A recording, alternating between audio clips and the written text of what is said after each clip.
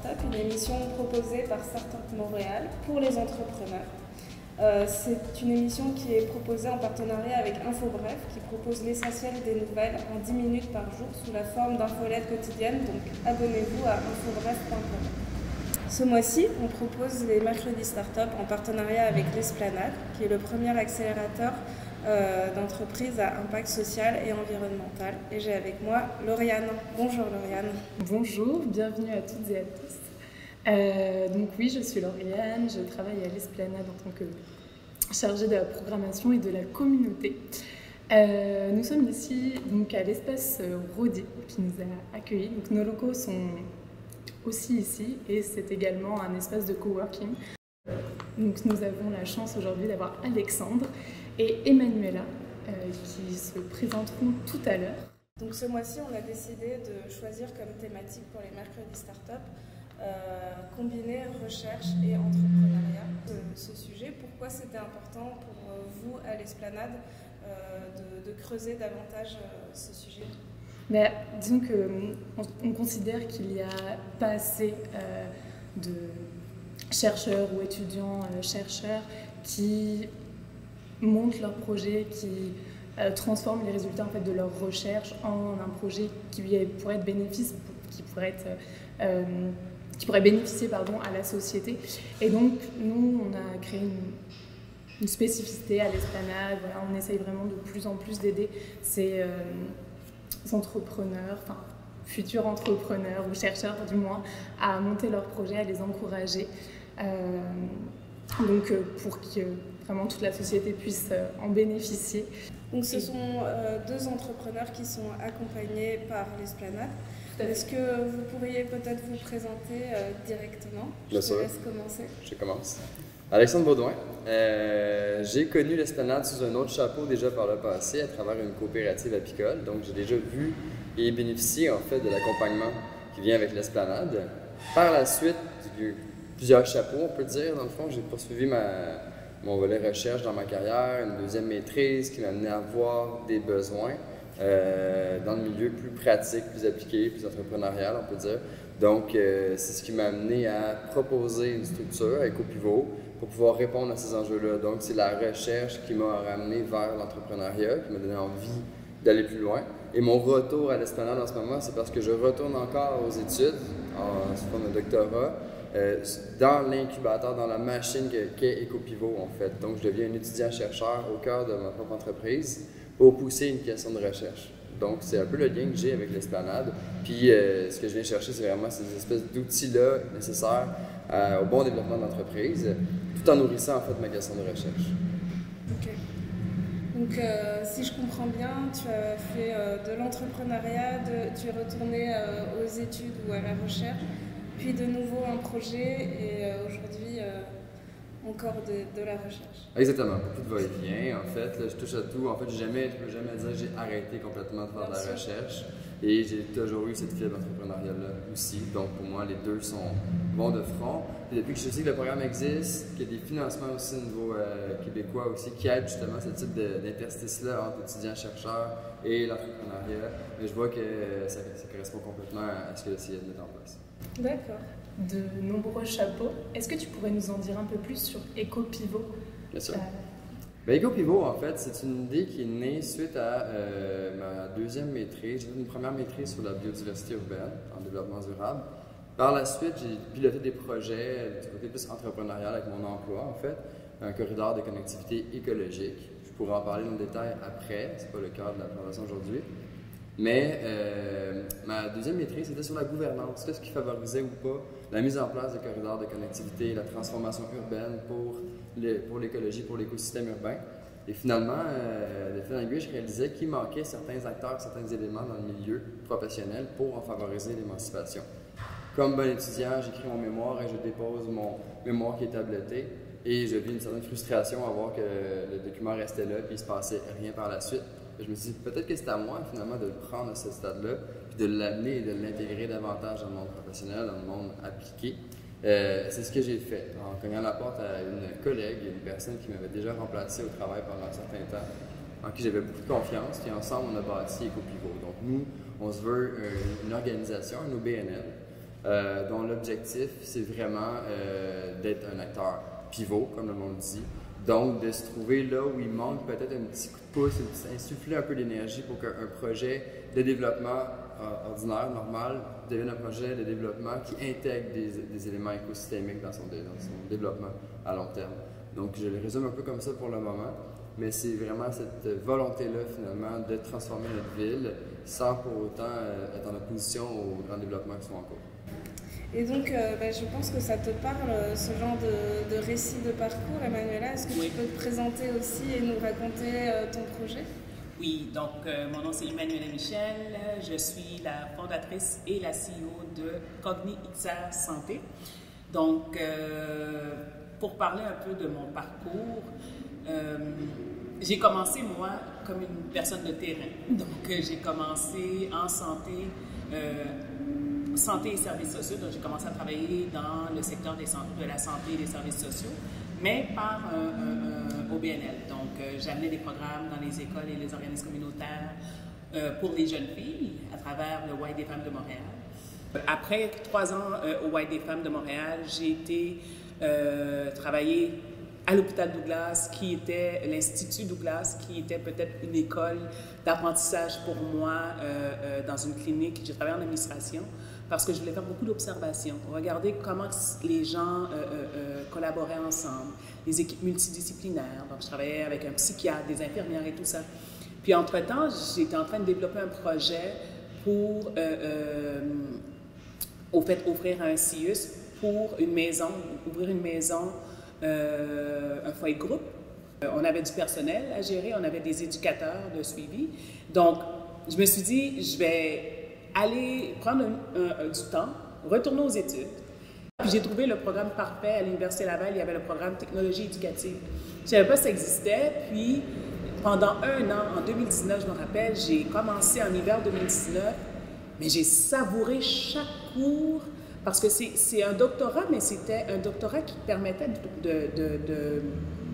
d'avoir de la pratique. Donc, comment on développe des systèmes d'éducation de formation, comment on développe des jeux sérieux pour l'apprentissage et tout ça. Et l'apprentissage en réseau, ça se fait comment? Donc, entre-temps, après ma première session, j'ai développé un jeu, un jeu sérieux. Du jeu sérieux, ça m'a amené à créer une compagnie. De la compagnie, c'est là que j'ai commencé un peu mon parcours entrepreneurial vrai, parce que là, je commençais à voir vraiment les défis d'être entrepreneur. Et à partir de là, je suis arrivée à me dire, OK, un jeu, c'est bien à offrir parce que j'étais en éducation, mais la santé mentale m'appelait encore.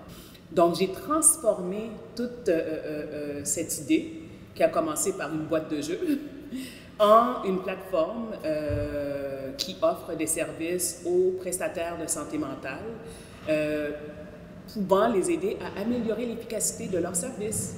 Donc, on offre une plateforme avec des outils pour l'analyse, le diagnostic, améliorer le diagnostic de façon plus rapide en utilisant l'intelligence artificielle et aussi optimiser le traitement à leurs patients par la réalité virtuelle. Je me dis, waouh, si dans le temps j'avais ça pour mes jeunes, ça aurait été super pour quand elles étaient en crise, j'aurais pu les amener, justement, créer des environnements pour les amener à diminuer leur niveau d'anxiété, tout en essayant aussi d'améliorer leur bien-être au quotidien. Donc, j'ai développé la version alpha durant ce programme.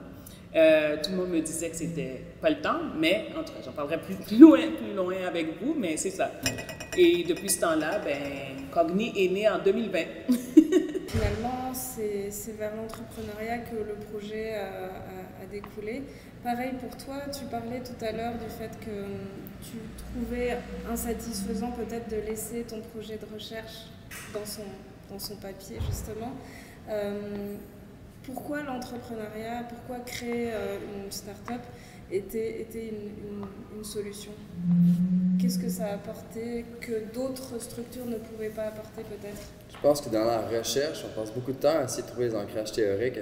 Pourquoi on fait ça? Pourquoi on se pose cette question-là? On passe notre temps, dans le cas de l'environnement, à essayer de cerner les problèmes de société, les problèmes, dans mon cas, sur les écosystèmes urbains, avec l'étalement urbain, tout ça. Donc, on passe notre temps à faire émerger les problèmes. On a une bonne lecture à quel point ça va mal. Donc, après ça, on arrive avec une part de contribution avec notre mémoire. On donne un peu ça, une pierre à l'édifice, une pierre de plus pour dire, bon, ben, j'y ai contribué, j'ai trouvé quelque chose à faire. Mais les problèmes demeurent les mêmes, puis on ne sent pas que finalement quelqu'un s'approprie en fait ces conclusions-là de recherche. Donc, si on veut vraiment commencer à adresser cet enjeu-là, des problèmes environnementaux, ben, il faut trouver une façon de passer la ligne de l'académique vers, je dirais, le monde réel et appliqué. Et c'est de faire le saut dans l'entrepreneuriat. Après ça, pour pouvoir rejoindre des gens, des grands clients institutionnels, municipalités par exemple, des grands joueurs, ben, il faut quand même asseoir une certaine crédibilité. Puis d'avoir une approche entrepreneuriale, d'avoir un logo, d'avoir une manière de se présenter, de pouvoir faire référence à d'autres clients qu'on a eu auparavant aussi. Souvent, c'est ça qui ne roulait pas. Fait que dans le fond, à mes yeux, c'était un peu nécessaire. Il fallait faire le saut vers l'entrepreneuriat pour pouvoir pousser plus loin, en fait, les conclusions de la recherche. Et comment ça s'est passé pour toi, justement, cette transition? Comment tu l'as vécue? Tu disais quand même que tu avais une âme un peu d'entrepreneur. Tu, je crois, dans le passé, as déjà mis en place des projets. Mais est-ce qu'à la base, tu étais partie pour faire ça? Je ne suis pas sûre. Mais comment ça s'est passé concrètement pour... Ben, c'est peut-être pas l'ennui. Parce que quand on a un peu la fibre entrepreneuriale, je pense qu'on a besoin de défis. Ouais. J'avais un bon emploi. J'ai toujours un emploi intéressant aussi que je maintiens à demi-temps, mais que je maintiens. Tu donnes des cours aussi, c'est ça? Oui, si, accessoirement. Là, je donne les cours à la maîtrise en développement durable, en gestion de la biodiversité. Mais je travaille aussi comme conseiller en biodiversité pour l'Université de Montréal. Donc, j'ai réussi à avoir un peu ma vache à lait financière, disons. C'est comme ça que j'ai une sécurité associée à ça. Mais on était chanceux. Les choses se sont bien alignées. Peut-être que ce ne sera pas le cas pour la prochaine année. Puis peut-être que là, je n'aurai plus l'entrée d'argent sur laquelle je comptais. Fait que là, il y a comme cette espèce de flou-là, ce stress-là qui vient d'apparaître, que je n'avais pas avant, avec un emploi stable, où est-ce que finalement mes paies rentraient, puis je peux planifier. Là, maintenant, c'est un peu plus comme bon, j'ai retiré ça de ma vie, puis je dois faire un effort donc, pour trouver le prochain client, puis continuer à aller de l'avant. Et puis le défi aussi, c'est de trouver les clients qui épousent réellement la mission de l'organisme. Puis ça, c'est un peu un défi. Peut-être qu'on aura la chance de l'aborder davantage parce que quand un grand client arrive, il y a un besoin qui est un petit peu à côté de la mission de l'organisme, bien, on peut difficilement dire non parce qu'on a besoin de ces clients-là. Mais de l'autre côté, si je prends un mandat qui est un peu trop à côté de mes souliers, je risque de dénaturer mon organisme, ma mission. Est-ce que j'arrête de passer à côté de quelque chose d'important? Est-ce que j'arrête de transformer tout ça? Donc, c'est permanent, en fait. Donc, il y a une incertitude, en fait, qui vient avec le saut dans le vide qui représente l'entrepreneuriat, avec lequel il faut développer sa zone de confort là-dedans, parce que je pense que ça fait partie de l'entrepreneuriat. Mais c'est chouette de monter son projet. Bon, j'ai du plaisir, hein? J'ai du plaisir tout le temps avec les projets, ça c'est évident. Ouais, okay. Je trouve ça intéressant ce que tu dis, parce que moi, c'est la raison qui m'a poussée à développer un Inc. Parce que je m'étais dit, quand je vais... Bien, premièrement, je voulais développer une start-up qui va me permettre d'aller chercher des parties prenantes qui vont être, en anglais on dit aligned, en français c'est quoi le bon mot? Aligné, oui, avec notre vision aussi. Mais l'autre côté, je me disais, c'est de la technologie. Donc, on a besoin de grosses poches pour pouvoir faire ça. Puis c'est sûr que l'inquiétude par rapport à, OK, c'est vrai, j'avais des contrats garantis dans le passé, puis là, je me lance dans un projet, puis là, je suis au doctorat. Donc, c'est sûr que les finances rapetissent, mère de famille, donc c'est beaucoup de stress. Mais qu'est-ce qui est intéressant, c'est le fait que je me disais, le doctorat, au fait, pour moi, c'était contrairement, mais comme qu'est-ce que tu disais, dès le départ, je m'étais dit, je veux faire un doctorat, mais je ne veux pas faire un doctorat qui va rester sur les tablettes. Ouais. Donc, moi, c'était clair que si je faisais ça, j'allais abandonner.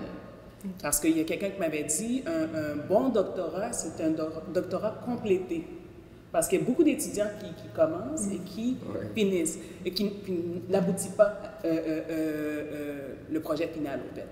Et là, je me suis dit, ben, si une personne comme moi, je suis une personne de solution, donc vraiment d'action, il faut que je fasse un doctorat d'intervention avec une action. Donc, pour moi, c'était, OK, donc, il y a la réalité virtuelle, on va y aller vers qu'est-ce qui peut rejoindre qu'est-ce que je fais en santé, mais en même temps, le fait que j'étais j'étais clinicienne, ben, il fallait que je fasse attention pour les biais dans mon projet de recherche. Donc, je l'ai situé plus vers le milieu d'éducation, qui est un de nos segments aussi. Mais, donc, je me suis dit, je vais me concentrer sur l'engagement. Donc, l'utilisation de la réalité virtuelle en contexte d'engagement scolaire au secondaire. Puis, ça m'a donné, je pense, le boost que j'avais besoin pour arriver jusqu'à faire les 2 examens doctoraux. Vraiment. Okay. Est-ce que tu te retrouves dans ces caractéristiques? Est-ce qu'il y a une sorte de profil ou de personnalité de l'entrepreneur-chercheur, ou en tout cas une tendance à aimer avoir plusieurs chapeaux, ou en tout cas essayer de trouver le côté profil clinicien ou profil chercheur? Je sais pas. Je vais nuancer un peu parce que moi, j'ai tout le temps fait ça par phase. J'ai fait de la recherche, l'entrepreneuriat. Des fois, ça se chevauchait. C'était en parallèle dans ma vie, l'entrepreneuriat et les études. C'était très rare que ça rentrait l'un dans l'autre. Pour moi, c'est tout nouveau. Je commence le doctorat.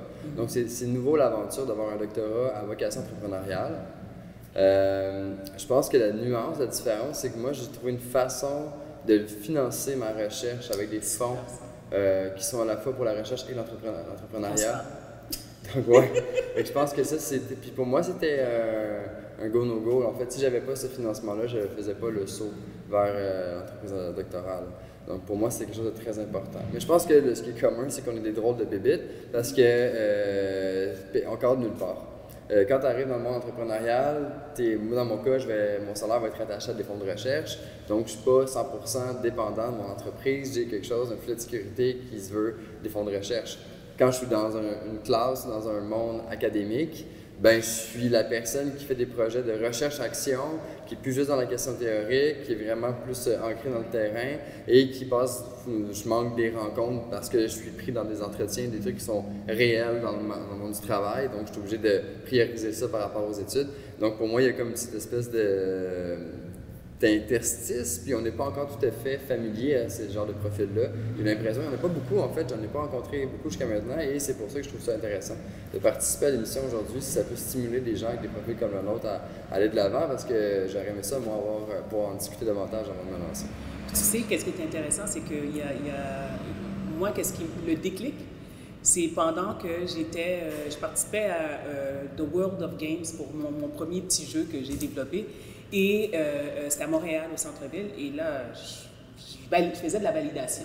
Donc, je parlais avec des gens et tout ça, et j'étais déjà au doctorat. Là, il y a quelqu'un qui m'a demandé, une jeune fille qui est venue, puis elle m'a dit, en fait, il faut faire attention, hein, parce que tu peux pas dire que ça fait ça si tu n'as pas fait de la recherche. Je fais comme, hein? Pourquoi qu'elle me dit ça? Là, elle me dit, ben oui, parce que, tu sais, telle personne a dit ça, puis telle personne a dit ça, puis là, j'étais comme très scientifique, là, puis j'ai dit, ben OK, est-ce que c'est vrai que, justement, si je suis entrepreneur, à un moment donné, on arrive quelque part où on doit faire de la validation. Donc, on doit faire en anglais, on dit product market fit, puis on doit pouvoir prouver que, OK, on n'a pas juste développé ça de nulle part, hein, il y a un besoin, puis le besoin, il est prouvé par certaines recherches. Ouais, tu as l'impression que ça te donne de la légitimité. Mais c'est ça. Ouais. Je me suis dit, finalement, peut-être qu'elle est venue, malgré qu'elle m'a frustrée, mais elle est venue me dire quelque chose que j'avais besoin d'entendre. Puis je me suis dit, ben cette crédibilité-là, moi, je vais aller la chercher. Okay. Puis vraiment, la notion du doctorat a pris sa place, a pris forme à l'intérieur de mon projet. Mais malgré que, pour ma directrice de recherche, elle me dit tout le temps, c'est 2 affaires différentes. Je dis oui. Ah ouais. Mais sauf que... c'est déjà difficile. Ouais. C'est ça, c'est 2 affaires différentes. Parce que là, je dis oui, c'est différent.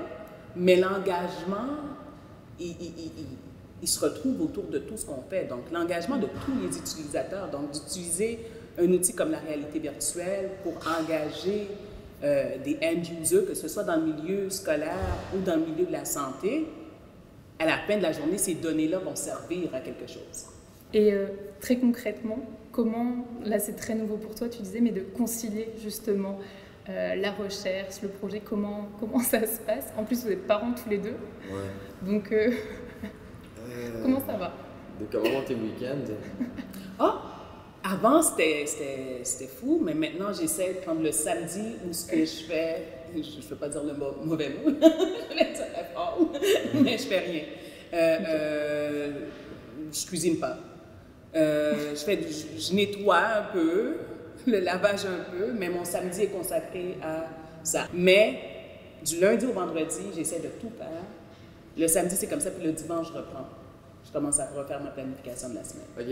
Mais mes enfants sont peut-être plus grands que... Ouais, moi, c'est 3 ans puis 1 an. Oh my God! Non. Mais quand même, c'est ça, la concession. Les soirs sont prévus. Tu sais, c'est une case horaire qui existait un peu avant, maintenant, elle est obligatoire. C'est une case horaire, une fois que tout le monde fait dodo, ben, il y a un autre shift de travail qui commence. Ouais. Puis là, ma question, c'est pour ça que je posais ma question immédiatement, parce que c'est... j'ai une limite à ne pas dépasser entre la vie de famille, l'entrepreneuriat, la recherche, puis j'essaie de trouver encore cet équilibre-là. Puis j'essaie de voir justement les week-ends, comment on va là dans un certain temps. C'est un marathon, faire un doctorat, il faut être en forme tout le temps un petit peu pour se mettre jusqu'au bout, aller au bout. Ça, c'est là que les directeurs de recherche sont présents pour constamment nous rappeler qu'il faut qu'on l'aboutisse puis qu'on le fasse. C'est ça, il y a un équilibre. Il faut se ménager à travers ça aussi. C'est ça, c'est un marathon, une belle aventure, mais voilà, il faut trouver l'équilibre entre tous ces différents chapeaux. Je pense qu'une fois que tu as passé l'étape où ce que tu te dis, je vais abandonner. Je ne sais pas si c'était arrivé, en tout cas, tu commences le doctorat, mais tu as fait de la recherche quand même à la maîtrise. Oui, c'est ça, quand même. Puis, je me dis, moi, au début, ça allait bien parce que là, c'était les cours, c'est super excitant et je développe. Donc, on venait chercher la créative, la personne créative en moi. Mais à un moment donné, c'était OK, là, on passe vraiment, là, commence à préparer ton examen. Ça commençait à être plate pour une personne comme moi. Donc, vraiment. Donc, là, on parle de littérature, puis vas-y, tu lis, tu résumes. Tu lis, tu résumes. On ne veut pas de ton point de vue. Et ça, c'était où ce que je me suis dit, ah, OK, dans quoi je me suis embarquée. Mais, entre-temps, j'ai compris. Parce que, en tant qu'entrepreneur, quand j'aurai à parler de mon entreprise, on ne peut pas juste savoir. C'est sûr que moi, j'ai un billet parce que je l'ai créé, ce produit-là. Mais si maintenant, je suis capable d'aller... Mon cerveau, il a été exercé. On l'a pratiqué à penser comme ça avec la rigueur, puis de dire, OK, telle personne a dit ça, telle personne a fait telle recherche, telle donnée prouve que ça, c'est vrai. Que moi, je dis ça, mais je ne suis pas celle qui le dit seulement. Il y a telle personne et autre personne qui disent la même chose avec des données. Et là, ton entreprise commence à prendre beaucoup de valeur. Ouais, tu disais, c'est la crédibilité, et puis après, c'est les réflexes de présentation et finalement de vente ensuite du produit ou du service qui sont nourris par peut-être l'expérience académique. Exactement. Et inversement, tu disais que tu commençais parfois à t'ennuyer du côté trop théorique. Je pense que le fait de pouvoir concilier ça avec un projet, ça vous apporte le petit kick en plus et puis le sens que vous donnez aussi à votre projet. En fait, je dirais que j'ai même pas le choix dans ma situation parce que j'ai choisi l'angle de la recherche-action. Et la partie entrepreneuriale, le fait de rencontrer des clients, d'avoir des nouveaux projets, ça nourrit. C'est ça que je vais étudier en fait. Fait que si j'avais pas ce volet-là, je manquerais de contenu à analyser. Fait que j'ai pas le choix d'avoir une espèce de tête chercheuse qui va continuer à aller trouver des nouveaux clients, des nouveaux projets à étudier. Puis j'ai tout l'ancrage recherche théorique qui est nécessaire aussi pour justifier pourquoi ça m'intéresse tant d'étudier ce volet-là. Puis moi, ce que je veux mettre de l'avant, c'est que la théorie, des fois, est un petit peu haut perché, peut être un peu loin, en fait, du monde réel, puis de montrer qu'il y a des éléments qui sont pertinents, des éléments qui sont beaucoup trop loin, puis de les rattacher à quelque chose d'existant. Puis c'est là, je pense, l'intérêt académique, c'est de documenter l'interstice entre les deux, le gap, là, vraiment qui est à combler. Moi, c'est comme ça que je le vois pour le moment. Et j'ai pas le choix, en fait, que les deux soient rattachés de la manière que j'ai monté ma question de recherche. Oui, moi j'ai vécu des obstacles par rapport à ça parce que je faisais trop des liens entre ma pratique et la théorie. Puis on me disait, il va falloir que tu t'arranges pour vraiment enlever ton chapeau de clinicienne. Il m'a dit, assieds-toi, enlève ton chapeau de clinicienne puis mets ton chapeau de chercheur. Et là, j'essaie vraiment de me dire, OK, bien là, je mets mon chapeau de chercheur, Et là, les cliniciens, je vais aller voir des clients, cliniciens, qui vont m'amener eux autres leur point de vue. Donc, comme ça peut aider. Mais là, dans le cas de ma recherche, ça va être des enseignants dans les écoles. Donc, ça va être différents points de vue de la santé. Mais encore là, pour moi, la santé et l'éducation, c'est interrelié. Mais tu parles des enseignants. J'allais vous poser la question, vu que ça a l'air tellement indissociable ce que vous faites entre la recherche et le projet, est-ce que vous avez trouvé ça évident de trouver des acteurs pour vous accompagner dans ces domaines? Est-ce que vous trouvez que ça manque encore à Montréal? Comment vous en êtes sorti là-dedans? Je dirais que moi, dans mon cas, ça m'a aidé. C'est là que cette jeune fille qui m'a vraiment frustrée cette journée-là, qui a lancé cette petite... mais ça m'a aidé. Puis au niveau de, je pense que beaucoup de personnes que je peux rejoindre aujourd'hui durant le programme, justement, à l'Esplanade, j'ai eu la chance de rencontrer la personne qui s'occupe des innovations pour les CIUS, pour essayer de voir si on peut faire une vitrine technologique avec un CIUS. Bien, c'est sûr que mon profil académique aide là-dedans. Et on m'a invité pour un lunch and learn avec des chercheurs. Parce que souvent, les chercheurs, lorsqu'ils développent des technologies ou des produits, ils ont de la difficulté à se situer par rapport à, on ne veut pas nécessairement donner ça à des startups parce que les autres, c'est pour faire de l'argent. Mais pourtant, moi, qu'est-ce que je dis, c'est que la raison pour laquelle, de la santé, je me suis dit, un doctorat aussi, ça aide, c'est que les choses avancent vraiment à pas de tortue. Mais quand tu es une entreprise, tu peux te permettre justement de faire de la validation plus rapide. Tu n'as pas besoin. Mais c'est ça, toute la bureaucratie qu'il y a autour du système, ben toi, tu ouvres justement des portes. Donc, de voir que ça peut être comme, OK, premièrement, si tu n'as pas d'argent, tu ne peux pas faire des changements. Personne ne peut faire de changements si tu n'as pas d'argent.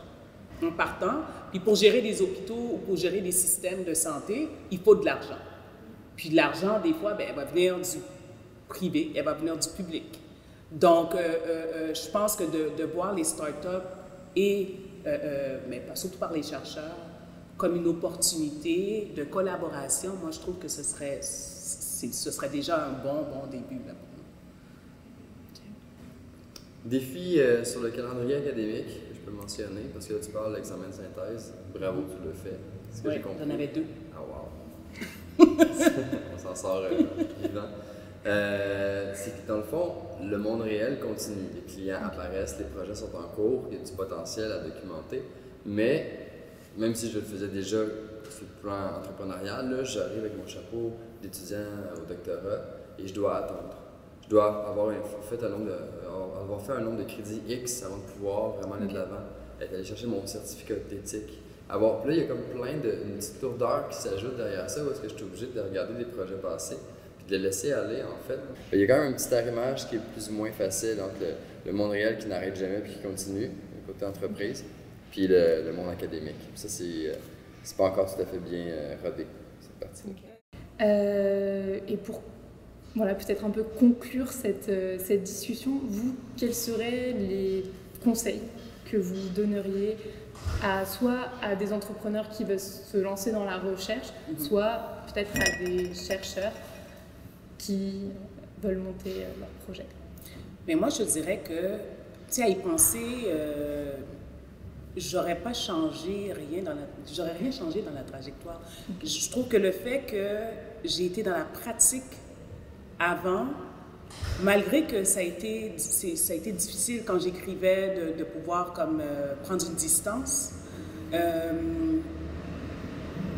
les connaissances que j'ai acquises m'ont permis que, quand je faisais justement ma liste de recension des écrits, j'allais vers différents auteurs, différents chercheurs.